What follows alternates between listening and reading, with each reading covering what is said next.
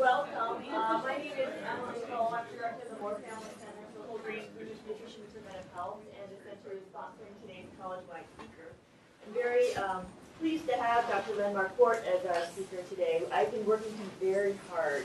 He was our keynote speaker yesterday at our Food, Nutrition, and Health update.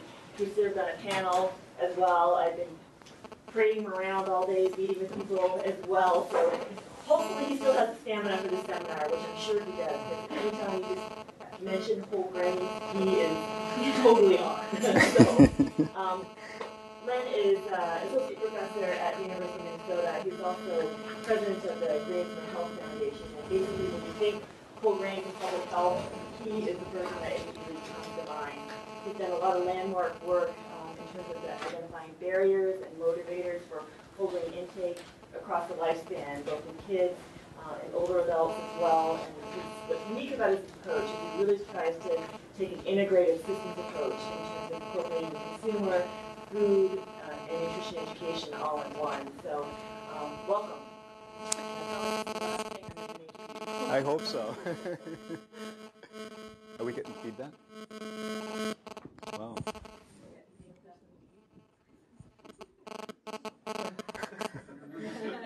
No shock yet. All right, well, let's move forward. If I'm still alive in a few minutes, we'll continue. Well, you guys are really very lucky.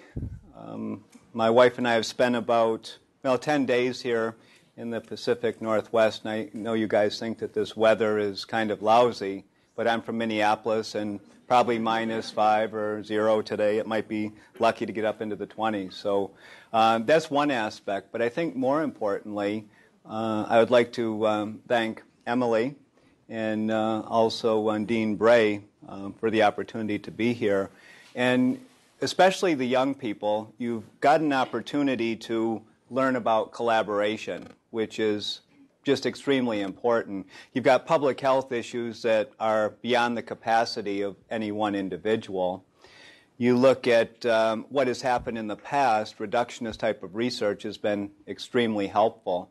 When you're trying to cure beriberi or you're looking at vitamin D deficiency, it's very easy to isolate. You reduce down, you figure out, well, it's vitamin D. Whereas today, when we're looking at obesity, heart disease, many of these chronic diseases, they're so complex. And it's really great to see so many diverse faces here within the School of Public Health, and also some agricultural folks, which I had a chance to chat a little bit. Being able to look at that whole supply chain, and I know many times I stand up in front of my students and say, yeah, when you get in the real world, you're going to have to put your degree into context. And everybody kind of looks at me and, yeah.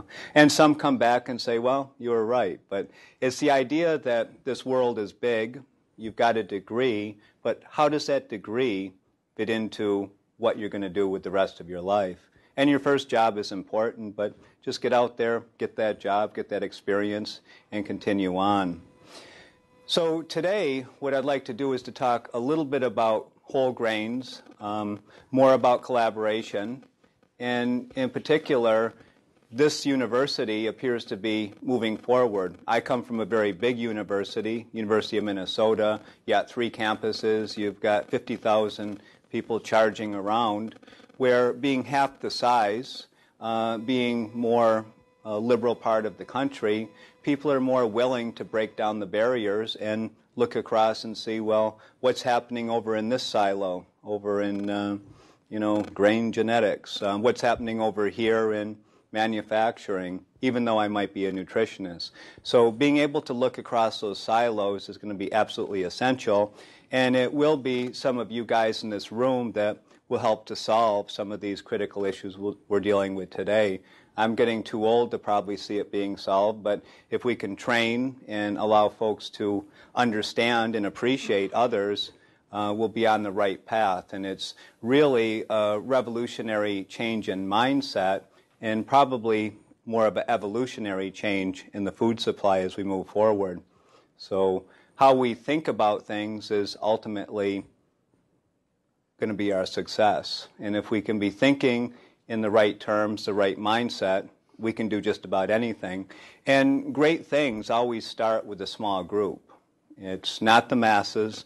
When you're finding that everybody else is doing the same thing, move on. You don't want to be there. You need to be out front leading the charge. And how do you make a difference? You don't go to school just to be like everybody else. You've got to be unique. And if you're unique, you're going to find that niche and look into your heart to figure out what is it that you really want to be, what's out there, and how can you make a couple dollars so you can pay the bills. And it really comes down to that. There's a lot of people that make a lot of money, they're not that happy. A lot of people are, which is tremendous, that's great, but it's not about the money. It's about what you want to do and how do you fit into the context of the world. All right, so enough of that. My students hear that all the time. You probably heard more than enough. Let's move on with the real stuff here. All right, dietary guidelines. So as a public health school, we probably shouldn't be so proud as to what has happened over the past 30 years. Dietary guidance, I remember as a student, I got the first journal of the American Dietetic Association, and it talked about the dietary guidelines, and that was way back in, 1979. So for the past 30 years, we've been putting out dietary guidelines recommendations, but no one's following them. So this is basically data from N. Haynes, and this N. Haynes data indicates that we're really failing on most counts related to dietary guidance, because you look at the things that we should be doing, we're not meeting our goal. The things we shouldn't be doing, we're far exceeding. So whether it's fat or calories or sugar, we're really good at that. So then, really, what does our food environment look like? It's really not a good situation. So we can think about what has happened over the past, say, 40, 50, 60 years. In the 40s, we talked about the idea of reductionist research, where if you fortify, you put the B vitamins in grains, feed them, you're going to take care of that situation. Very simple.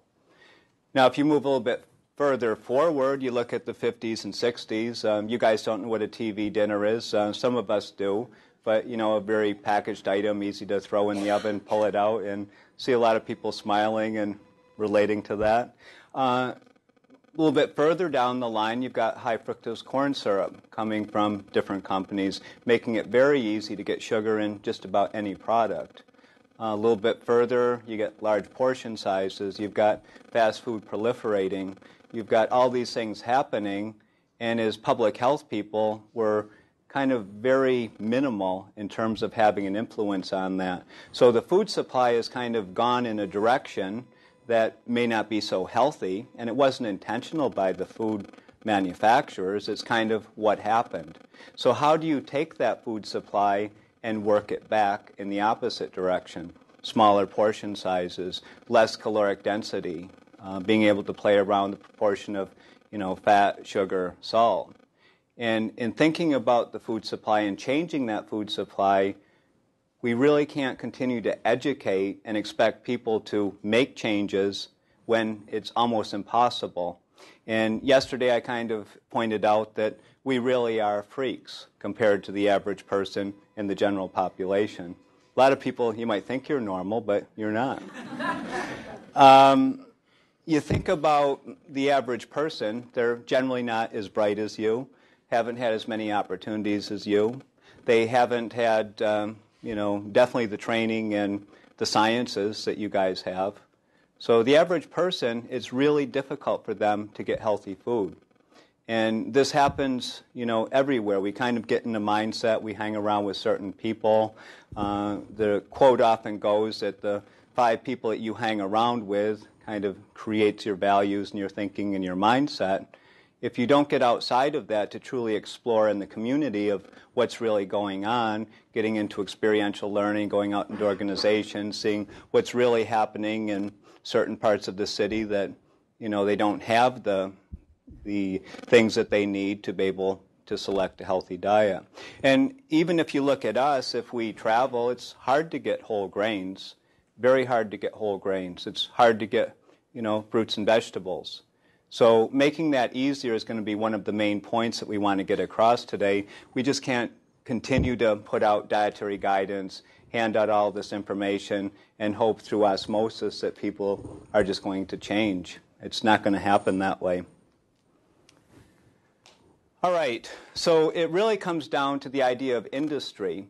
And I've been in many different universities talking to many different departments, public health groups, and generally there's turmoil between industry and public health, in such that public health believes that there are certain ways that we should do things.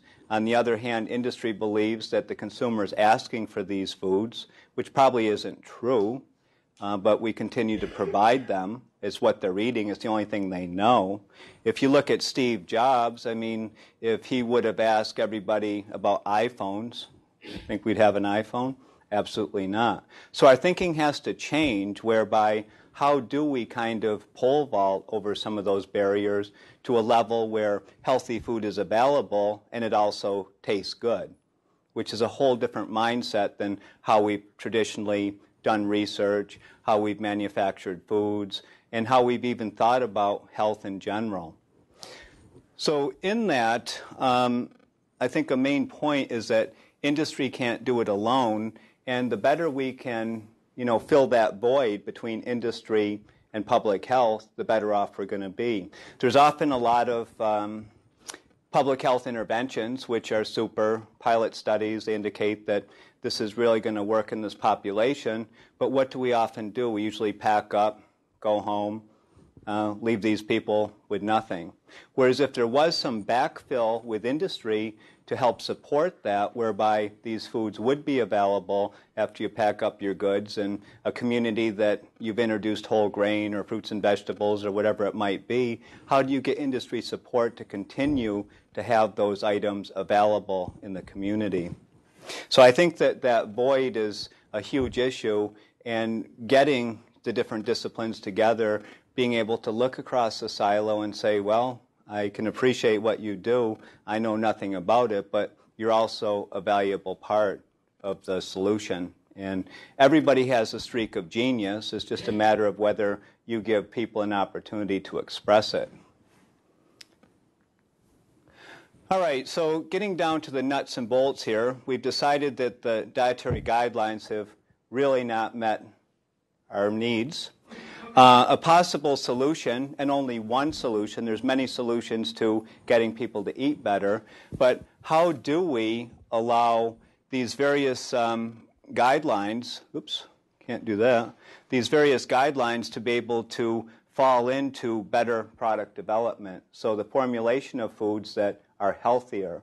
And it's not going to be something that all of a sudden we're going to feed this granola and fruit and vegetables. It's going to be kind of the same products, and how do you gradually tweak those products over time such that over a 10 or 15-year period, people are just automatically eating better. So it's kind of more of a stealth approach rather than announcing it. And the benefit really comes down here, is that if you've got more availability of these foods in the marketplace that meet dietary guidance, that meet consumer taste demand, people are simply going to eat them. It's very hard to get people to eat things that they're not used to, whether it's their culture, whether it's their upbringing, whether it's just their daily living pattern. All right, so it really requires kind of a revolutionary change in thinking. And that requires us to really take a look at ourselves. So do we want to be self-centered and worry about ourselves? Or do we need to reach beyond ourselves and say, what can I do to make a difference in the world? Also, institutionally, it's often difficult to be able to, even if you've got that intention as an individual to do good, if your institution doesn't reward that, you're probably not going to be able to do it.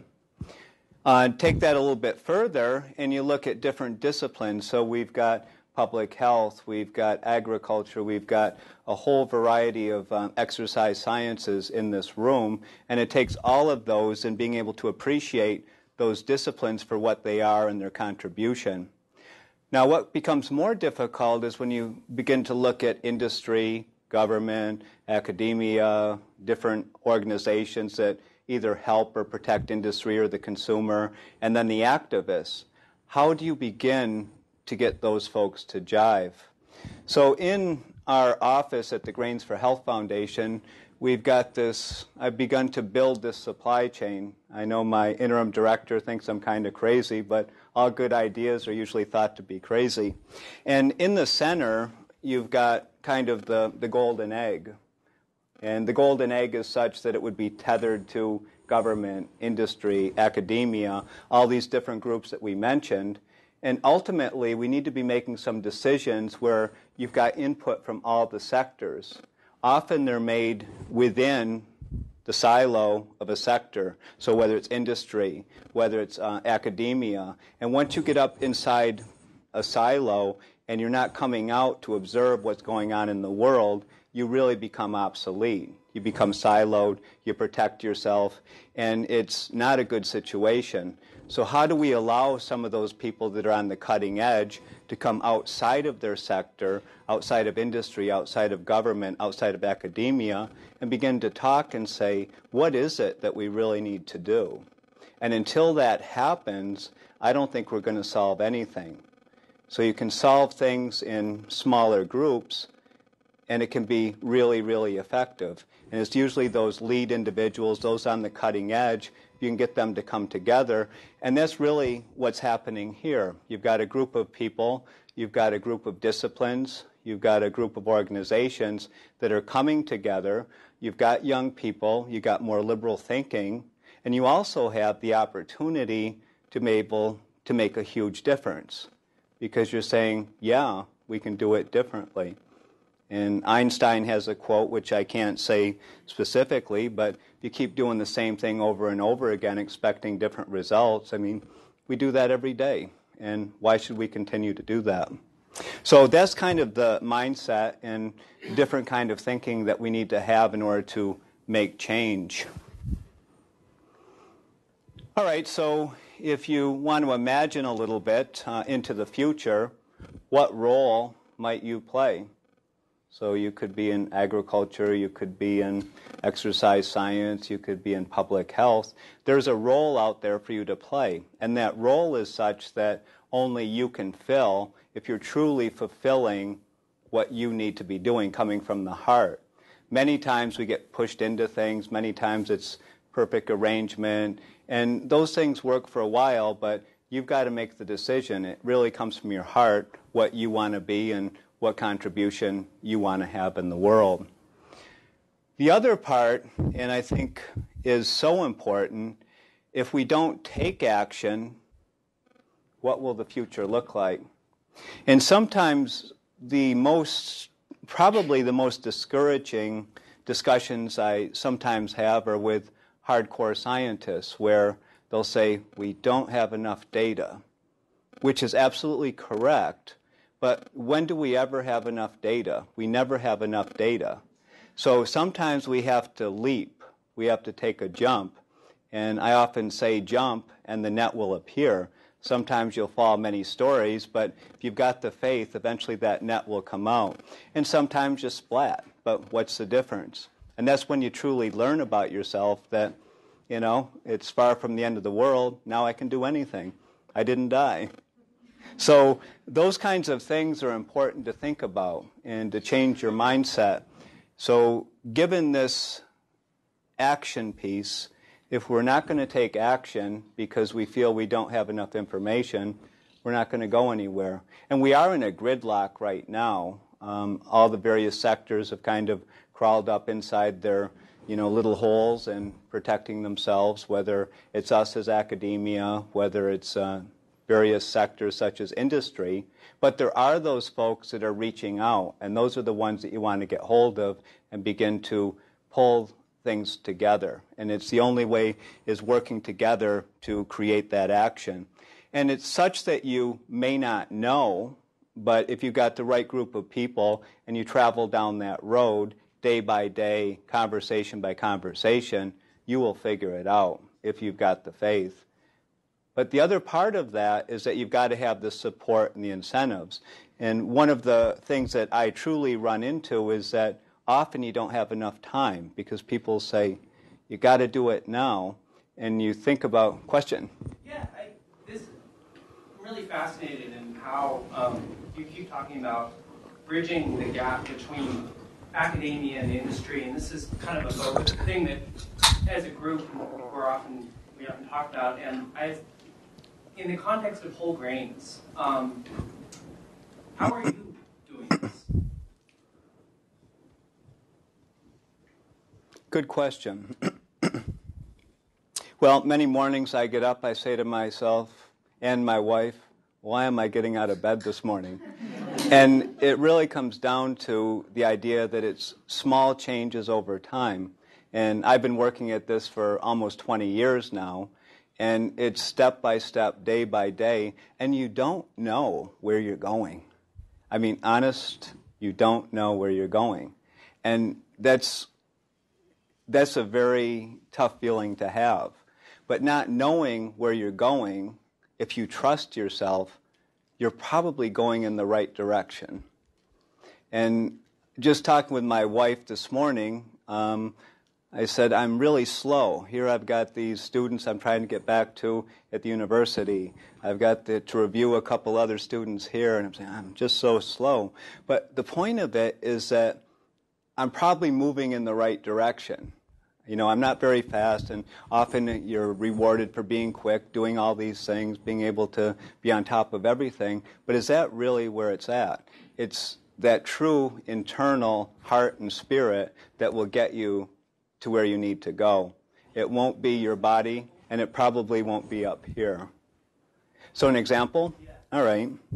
One example would be, this is good, we're not going through the slides, and I appreciate it.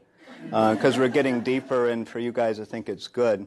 One example would be when I left General Mills. So General Mills is a great company.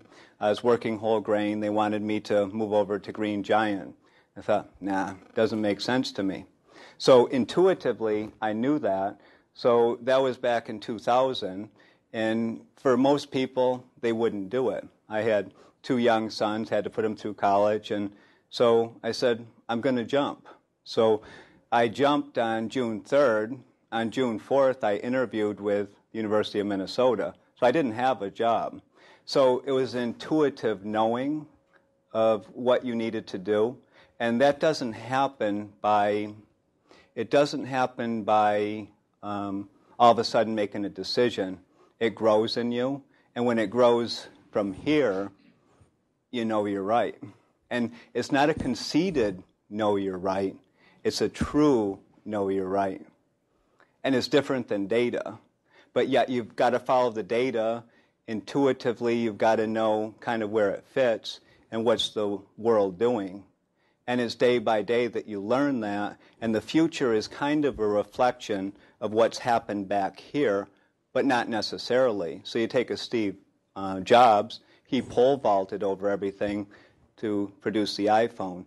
What we tend to do is to, try to get through all these barriers. We need to pole vault over some of them. So I don't know if that helps or not, but that would be one example. There's many more if you want to talk after the seminar. Appreciate it.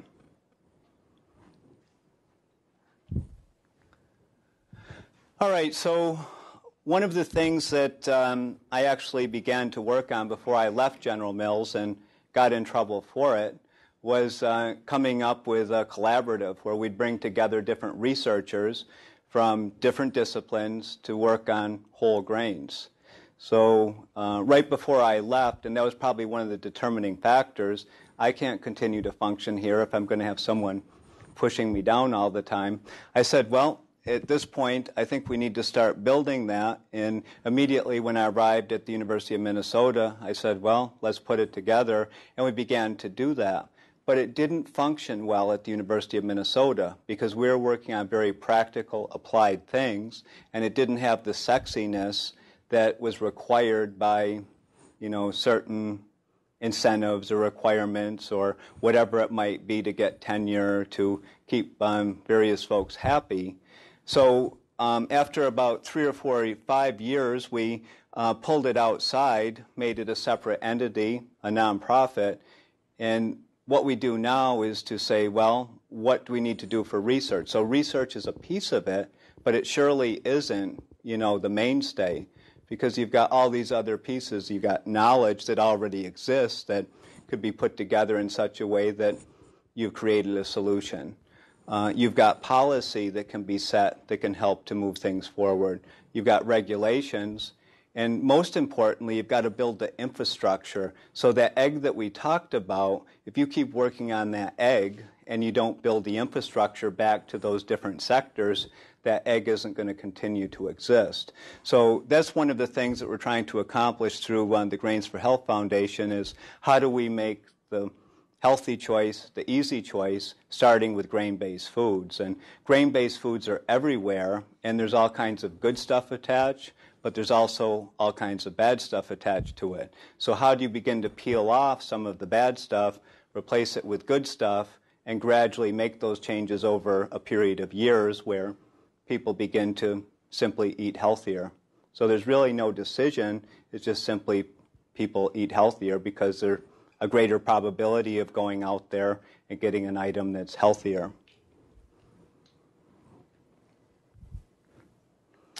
All right, so what do? We target our research.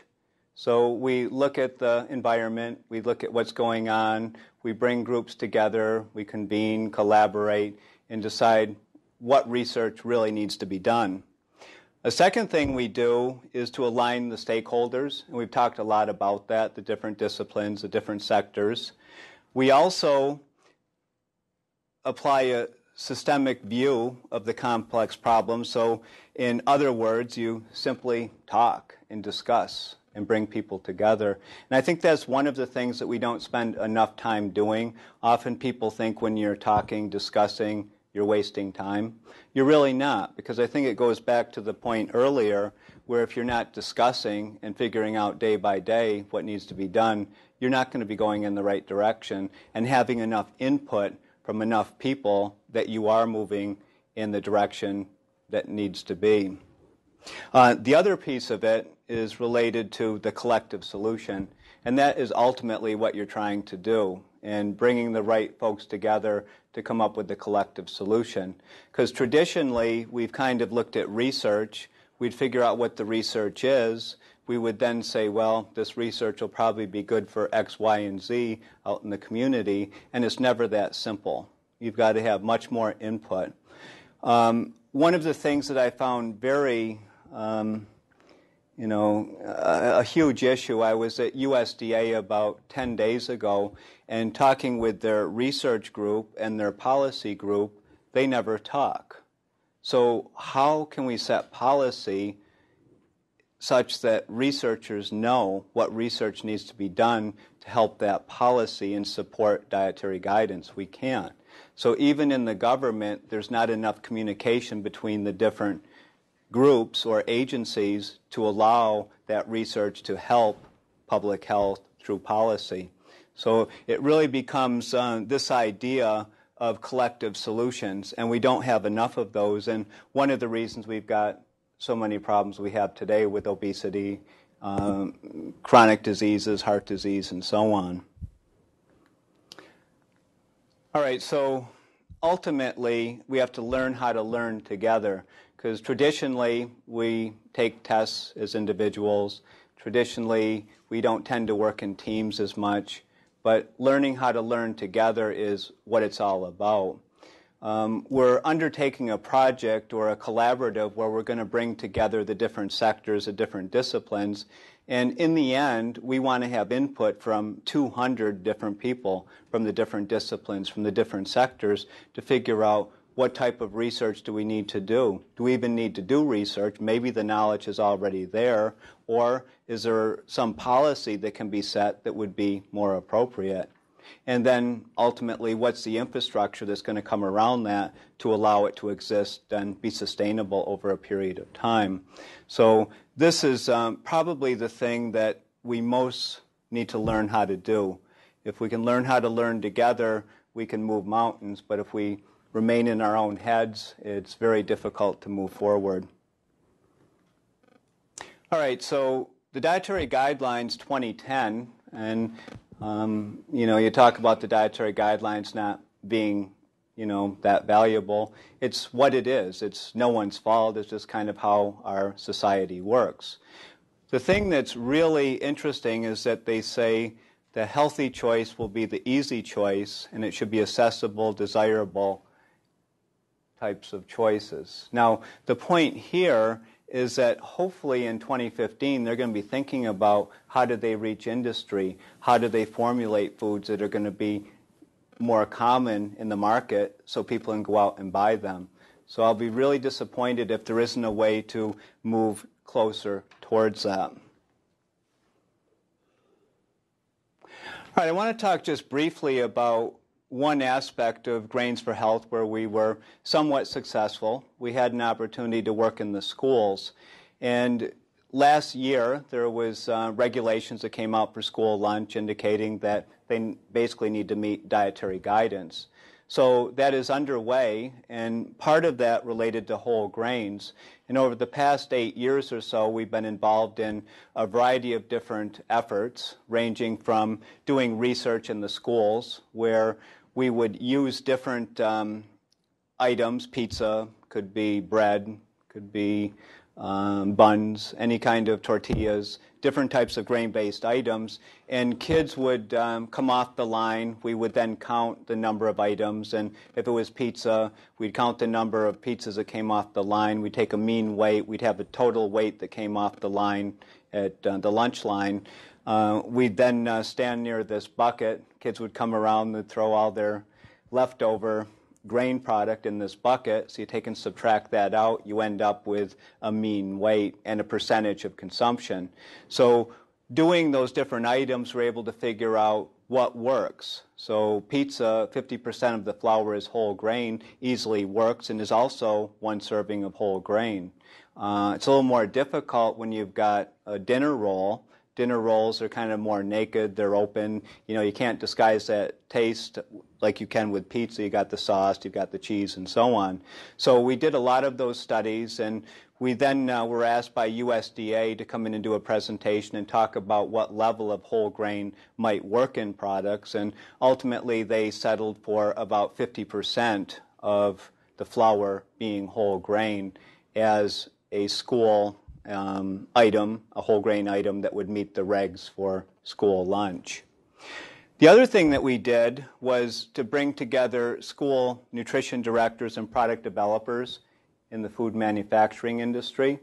So if you're not communicating back and forth, so you've got the food service director that's expecting one thing and product developers are making another, it just doesn't jive. And bringing those groups together 7 or 8 times, we learned a lot, because initially they kind of fought with each other, and the product developers said, school food service directors, why can't you make healthier food? And then the school food service directors were feisty, and they fired back and said, I'd like to see you make healthy food for $1.50. And that really began, the collaboration. First you have to kind of tussle a little bit, but eventually you appreciate each other, and they learned a lot. For example, it used to be they'd take the buns and put them in bags of 8, kind of like we do at home. So if you're behind the line and you've got all these bags, you have to keep pulling the buns out if you're going nuts. So it was a simple thing. They said, well, industry, why don't you make a big pillow of 48 or 64 of these buns? It'll make it a lot easier for us. So that's a simple example of just plain communication solves a lot of problems, because they wouldn't use the whole grain buns if they didn't have the access to the pillow. And many other examples, but that's a simple depiction of why that's important to be able to get different groups together. So then the Institute of Medicine then set different guidelines saying that 50% of the flour should be whole grain. A thing that didn't happen is really looking at the supply chain, because right now you've got industry really struggling, trying to figure out how do we get whole grains into schools, and it's not that difficult, but some of the other things they're asking them to do within the cost structure probably isn't possible. So right here is an example where if you're not looking at the supply chain related to the requirements that you're asking of school lunch, you're setting people up for failure. And it happens a lot because often people want to say, well, industry is biased, and sometimes they can be. But industry can also be extremely valuable because they are the ones that put, the meal on the table. And there's going to be times where they're going to do things you may not like. But overall, you've got to work with them. And if we're not working with them, we're not going to be successful. I have a question. You talked a little bit about the dinner roll yesterday. Mm-hmm. They wouldn't eat it if it was a certain percentage. Yeah. Why don't we move beyond the flour and just serve them something that's whole grain, period? So instead of the dinner roll, give them a rice salad, or, we had a great quinoa salad, and I realize that's cost prohibitive. But instead of thinking about replacing flour, just replace in this context, a processed whole grain with an actual whole grain. Yep. I like that. And kind of what we're doing now is talking about ag in the middle. So you've got conventional food supply, you've got natural, organic types of foods. And yes, we truly need to be getting more of that in. And in time, I think, quinoa salads, things like that are going to be very effective. So we need to kind of test the waters, kind of see what is the socioeconomic status of the school, what have they been exposed to, and gradually build up to that. Because moving towards whole foods is the ideal, and we're going to be able to do that in certain situations. And upscale restaurants, you already see that kind of thing, and that's going to continue to penetrate down. As it comes into the schools, that's going to begin to push that up in a different direction, because with school lunches, kids now forever are going to eat differently. In 20 years, they're going to be looking for healthier foods. And the other point you're making is that we do need to merge, and some people don't like that idea, but eventually there's going to be more kind of a confluence of the mainstream and local foods coming together to produce a better product.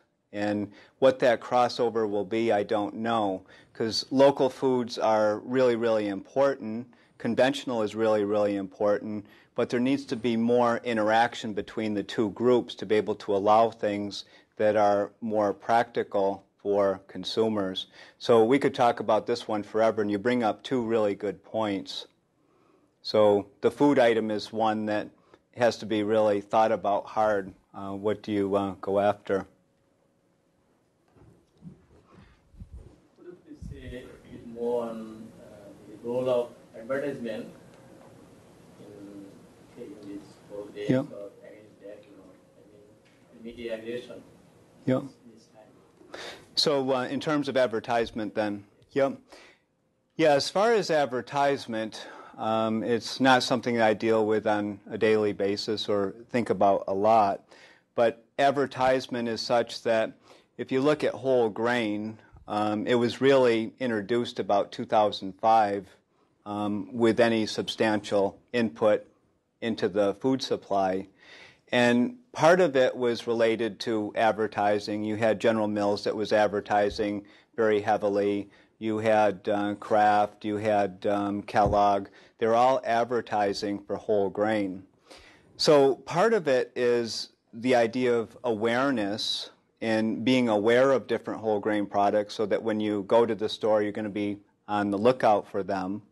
The other part is just simply being there. When General Mills did substitute whole grain for all their cereals, either it's a full whole grain product or at least 50% of the flour being whole grain, that automatically increased whole grain consumption across the population. When Kraft decided to put whole grain into their crackers, and that's going to be something that will happen over a 5 to 7 year period, automatically it tends to increase whole grain in the population. Now, your advertising question is a good one because you can be advertising good food, you can be advertising lousy food, and then there's like a really gray area. You're not sure what it might be. Another thought that we had yesterday was the idea of school lunch. Would it ever be beneficial to think about school lunch in a way that certain foods that are healthy in schools, whether they would ever be kind of tracked back somehow to the home. And that wouldn't be direct advertising, but maybe through retail back to the home. So that's a much, more subtle type of advertisement to get those things out. But advertisement in general, I don't know what to say at this point. It's a mess. It's a mess. And there are committees that are working on that, and who knows what's going on. I'm not a good one to have a solid opinion on it. Because, this time, as school-going children or school-going kids, they are more attracted with these ads in TV and other things. Right. So if there would be a way to transfer that to promoting healthy food, and there would be an incentive for industry to promote healthy food, then we'd be moving in the right direction. And who knows where that's truly moving, but that would be the ideal circumstance. Good question.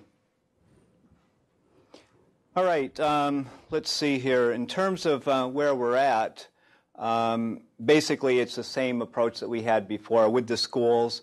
You kind of look at the research you need. You need some funding, product development, which came through industry. Government worked with us in terms of setting the policy and the regs. And then consumers, we always had feedback from school food service directors, kind of deciding what we need to do back here and also what the policy would be.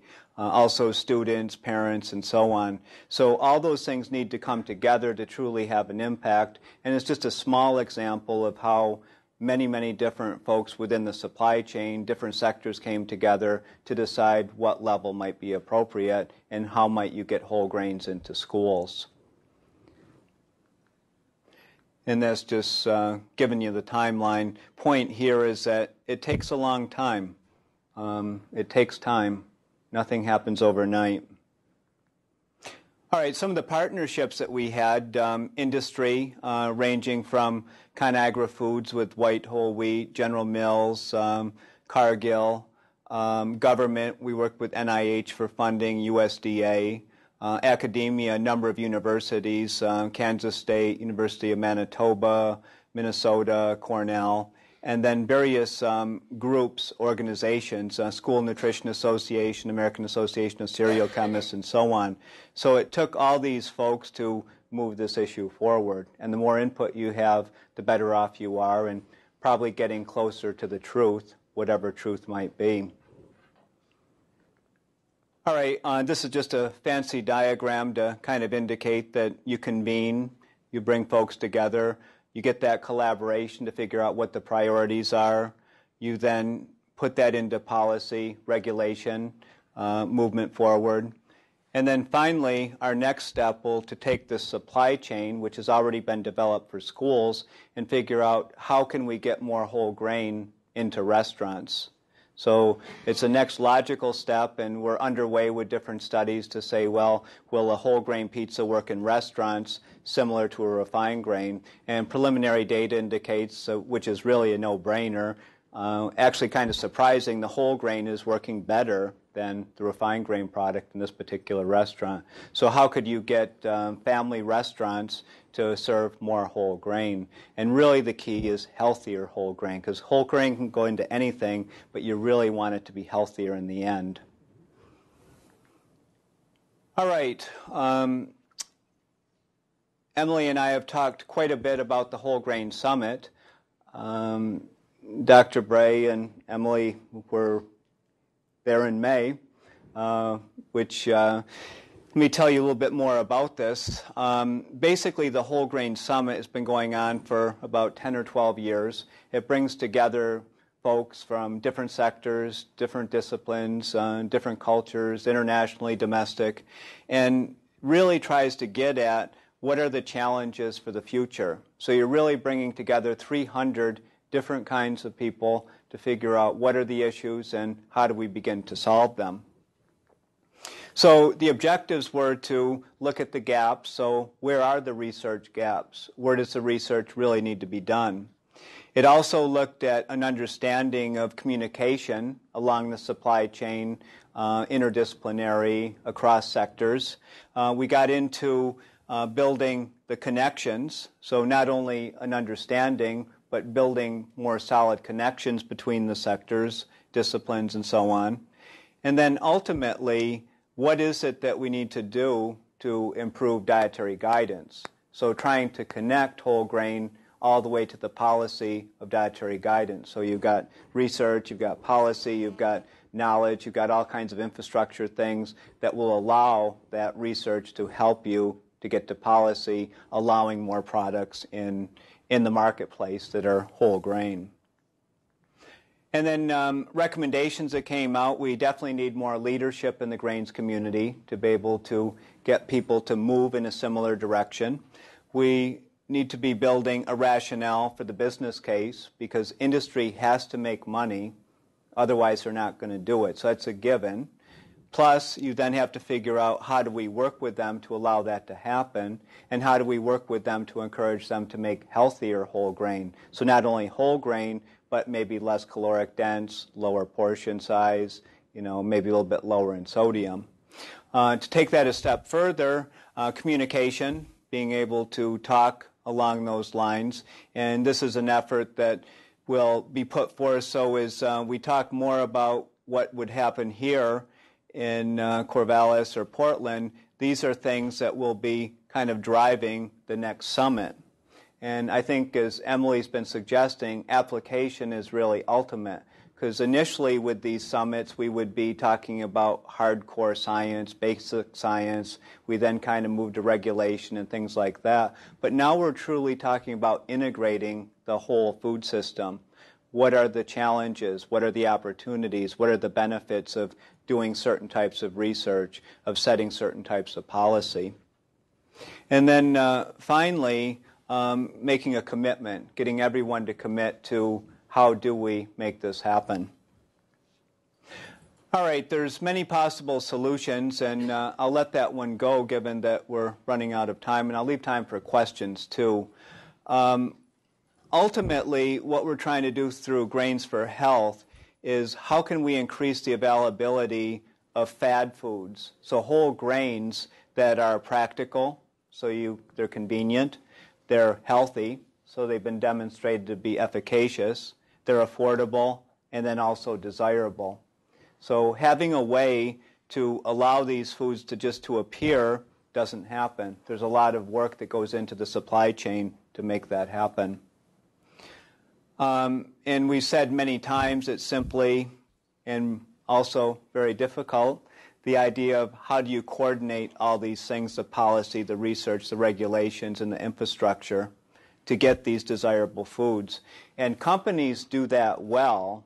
So a company develops a healthy product, they do that really well. But if you look at the overall food system, we don't have a clue. So domestically, you look at the U.S. food system, we don't have a clue in terms of how to coordinate that. Because the sectors aren't talking, the disciplines aren't talking, and we're not intersecting across those silos. All right, no one can read this, but it's actually a nice diagram if you could. Essentially, this is just saying that what we do is kind of figure out how do we get these gears to work smoothly rather than grinding.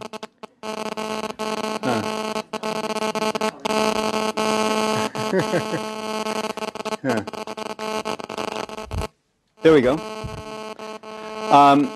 Right here, all we're doing is looking at what kind of research needs to be done, but it should be done in the context of the gaps in the supply chain, and it should also be done relative to this fad idea of making them practical, healthy, affordable, and desirable.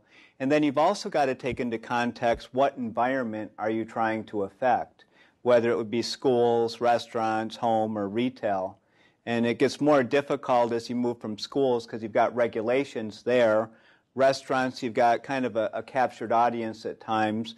But home and retail is much more difficult. So that'll probably be kind of how those things, cascade, whether it be retail and home, I don't know. But restaurants appears to be the next place to have a huge impact. All right, so basically it's the idea of convening, collaborating, collective solutions. That's what we do. And then the approach is different because you have to have an open and safe environment. That's what we created at the summit, where people come together, they give their opinions, they talk. Because anytime you get a committee together, whether it's the dietary guidelines or someone working on some food-related issue, usually you come with your hat. So how do I protect my industry? How do I protect my turf? How do I do this? It's a way for a day, 2.5 days, for people to try to take off their hats and think about, for the common good, what is it that we can do that's going to benefit everybody. All right, step further, it takes time, and we talked about that earlier. Time is, everything takes time, and it's just not running around like busy bees just doing. It needs to be coordinated. So how do we allow enough time in the long run over the course of the next 10, 15 years, as well as for individual projects to be appreciated, that it takes time to get the right answer before you move forward. Also infrastructure, which is very important. If we're going to tether that nested egg, it's got to have support.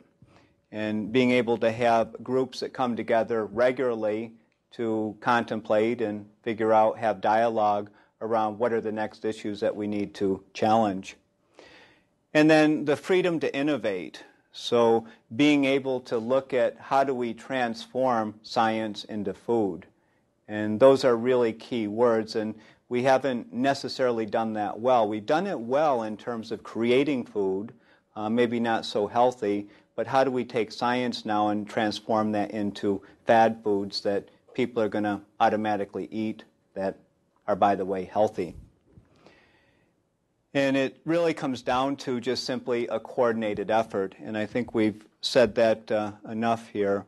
But a main point is that when you look at grains, they're truly a vehicle, because it's really no more than a train. You've got an engine, which is grain-based foods, and then you've got these railroad cars of fruits and vegetables that can be added. You've got sugar, salt, and fat, which at higher levels may not be so good. And then it depends upon, the size of the train, and also, kind of the caloric density.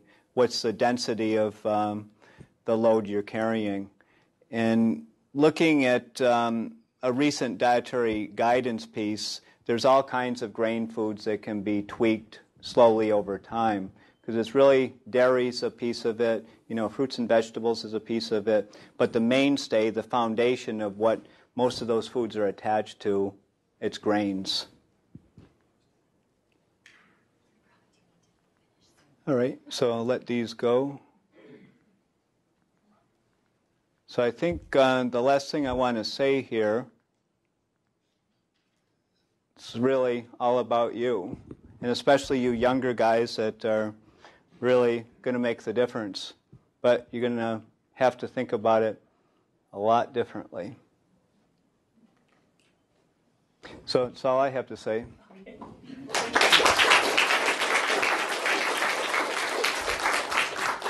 guess in the interest of time, if you do need to go, please, it's actually my fault. I forgot to tell Len that we're on a 15-minute schedule, not a... Oh, I'm sorry.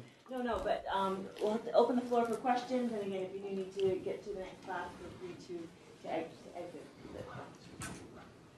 Related to the intersection of accessibility and affordable, healthy food for everyone, and how research influences policy, et cetera, have you seen in the last decade or so any positive influence of related research to what you do on dietary and SNAP guidelines, and as well as research related to food deserts and food swamps?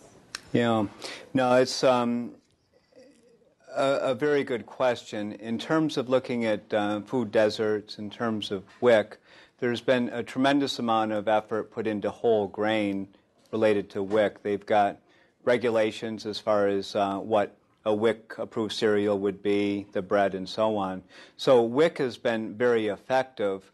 The piece that's been less effective is the price. So cereals tend to be, somewhat comparable, whether they're whole grain or whether they're refined. But breads and other items is much more difficult. And when you've got, not not much money, and you've got a choice between, say, a loaf of bread that is going to be maybe $1 or $1.50 and $3.50. Those are huge differences. So WIC has done very well, but cost-wise, there's just a tremendous amount of work to be done. And those are really the folks we need to figure out, how do we do that? What are the incentives to be able to work with industry and other groups to allow more of a even or level playing field for everybody to get healthy food? And then the food deserts, I think there's all kinds of whole grain deserts out there. You're traveling and it's really difficult to get whole grain. So you look at McDonald's, they've got one item now which is a 50-50 blend of whole grain. You've got Arby's out there. They've got a few items that are partial whole grain. So it's beginning to come forth, but there's way too many deserts, and part of that has to do with location, but even if you look at it in general, anywhere, there's way too many whole grain deserts, and not to the true, definition of a desert, but just going to the airport, there's some there, but generally not. So if you want to chat more, that would be good. Any other questions for Dr. McCord?